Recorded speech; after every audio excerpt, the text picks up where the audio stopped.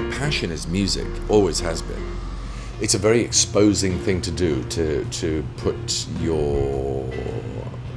yourself into music. It's a way in which people reveal themselves. You can't help it. Why must you always remind me that my baby's gone? Evening, you've got me deep in your power. Every minute seems like an hour since my baby's gone. I mean, there are certain kinds of song where in a way you're playing a role or you're hiding behind, but basically, simply by choosing a song, the very act of choosing a song, never mind writing one, just choosing an existing one, you are exposing something of yourself and your taste and your likes and dislikes and your something of yourself. Let me sleep till glow of dawn is... The second album was very, very exciting to make. Daunting, because the second of anything is daunting.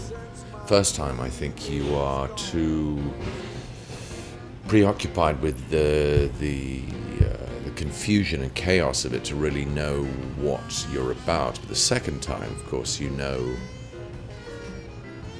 all the places you can go wrong, and boy, there are plenty of those. But the second album, I had it in mind to do something more romantic.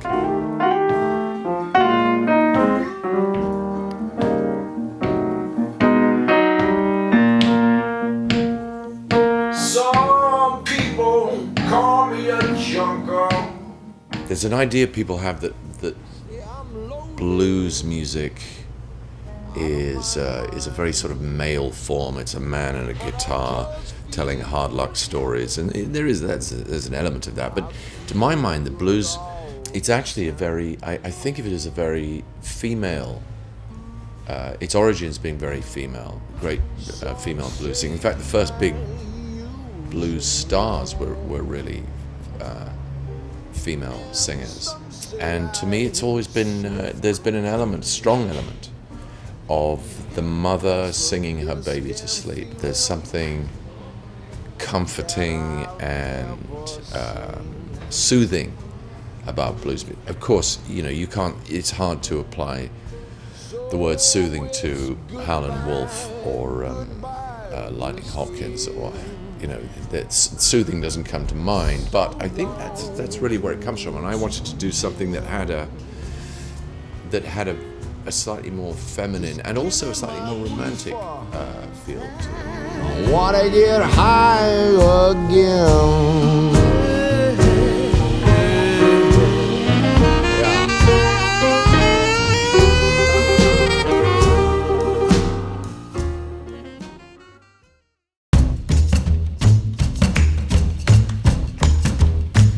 Well, the band, the existence of the band, I owe their existence to the great Joe Henry, the producer, who has a little black leather book. And he very quickly said, these are the 5 people you need. You have to do this record with, you have to do this music with.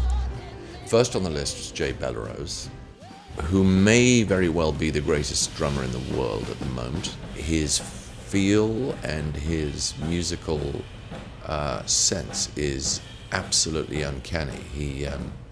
He gives a sort of authority and a structure to things that they just would not otherwise have, I don't believe. There are plenty of brilliant drummers who hit things in rhythmic ways, but they're playing on top of something. They're playing on top of a structure. He is the structure. He makes the structure. Next to him, rhythm section, is the bass player Dave Pilch, who is maybe the best bass player in the world. It is really extraordinary. He can make a song just sort of sits up and lives. And the performances for this record, I think, absolutely reflect the fact that we played some of these songs, many, many times. So we're just recording it now, which is great. We did not do the other record that way. Although there are songs that we haven't played, so it has a similar feel that we had on the last record, because you can feel it growing, from the moment that people become familiar with it. You know, sometimes we might start a song and I think, well, I don't know, I always like this tune, or I always like this idea, and I like this melody, but I don't really know if this can live and breathe, amongst us. But once he starts a bit of that, up she pops, and it's an absolutely thrilling thing to watch. I called him with a trifling Jane. I warned him. And then there's Sister Jean McLean, who is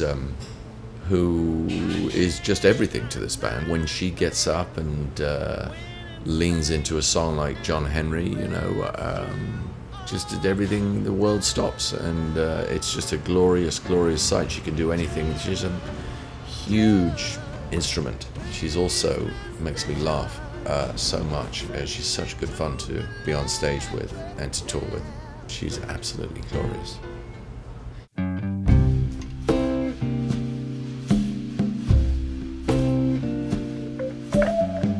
Patrick Warren plays keyboards, and frankly, nobody really knows what it is that Patrick does. And it's very hard to actually pick out what it is that he's doing, but he has commanded this extraordinary array of sounds and textures on vast array of keyboards, ancient and modern. Some of them are sort of pre-war, and some of them are very high-tech, and nobody really knows which one he's playing at any given moment. But he's a terrific musician. The genres have expanded on this record. We've gone into sort of tangos and different kinds of things, but the thing that's majorly inspiring is just being obviously in a live situation where there's no click and there's no map, and it just sort of unfolds. You never know what you're going to reach for, what's going to happen next. That's what draws me to this, the sense of peril that's always on the edge, like what's going to happen next. And when you listen back to the playbacks, you're interested in it because there's that sense of peril. In the machine. And we have Vincent Henry on reeds. My suspicion is that Vincent Henry can actually play all the instruments better than any of us can play our instruments, and that actually we'd be better off just leaving him alone in a room to do it. But he's much too polite and gentle to actually take that upon himself. To have people who have a sense of what and how and when and the feeling of a song, who can articulate something and have an idea about a song instead of just riffing, they're very, very precious, and Vincent Henry is definitely one of those. I met most of the guys in this band about 1.5 years ago, or 2 years ago, and now I'm coming back, and well, it's clear they've been on the road for 5 months, and it's a whole different energy going on. I think everybody has a history in this music and knows how to make it something special, but we're not duplicating anything. It sounds really, really fresh, and we're not purposely throwing out the 80 years of music that's happened since these songs were written. I mean, we're keeping that in there, and we're finding our own place within the music. So I think it's really special, and I think it should be putting out in 2013. It is a 2013 kind of record, even though we've all got old souls. We have actually on the record, we have the wonderful Elizabeth Lee playing the trombone. She's absolutely fantastic. It's absolutely amazing, the sound of a voice or the sound of one guitar string or one drum hit from Jay, and can actually literally gets the hairs on my neck standing up.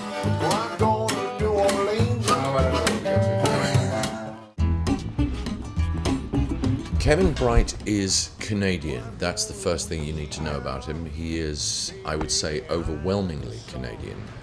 Kevin is an absolutely astonishing musician. He plays anything with strings on it, puppets, yo-yos. He can do it all. The job description definitely is to make it fun. I mean, we're here to make it fun, and this music is fun. So there's nothing.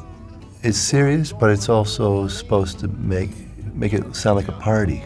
And I like being part of the party here. Actually, I can't even think of what wouldn't work in this situation, because that's what it's all about, is that this music seems to be fusing a lot of different things together. Not only people's styles, but also the sound of the records. You know, it sounds, I think, somewhat unusual. There is simply no discernible barrier between Kevin, the man, and Kevin, the instrument that he's holding. It's just, it just sort of flows out of him. It's almost the way he talks.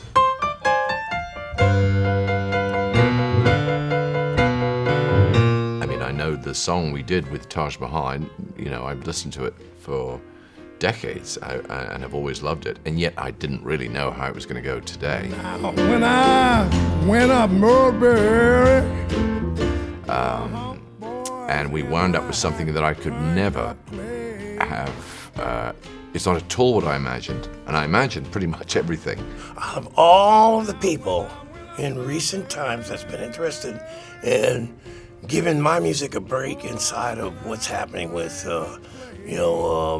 contemporary television and shows and whatnot, Hugh Showhouse took one of my songs and used it on the show, and I was really quite thrilled by it. So I said, somebody in there, has some idea about what my material is. So consequently, when I was asked to do this, it was kind of like returning the favor, you know what I mean? It's all cool, and I'm just glad to meet him in person and get to play on one of his tunes. It was absolutely thrilling. It just went to a place, he hit notes and Jay hit these rhythmic things that I just never could have imagined, and it was absolutely thrilling. Thrilling to the point of overwhelming. I was actually a nervous wreck by the end, but look at me, I'm all recovered now. now wherever she wheels, partner, she resting on my mind. These musicians are of a caliber. They could find the passion in any tune, any instrument, any sound, any rhythmic idea. And Taj Mahal is like a running river of music. I mean, there's nothing that he touches that doesn't become musical just by him touching it. But they all have that to various degrees. And it's just a wonderful thing to watch and be a part of.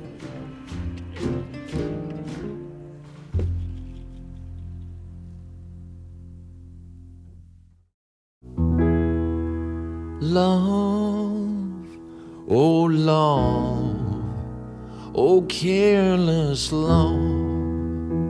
This record is, this is unusual in a way.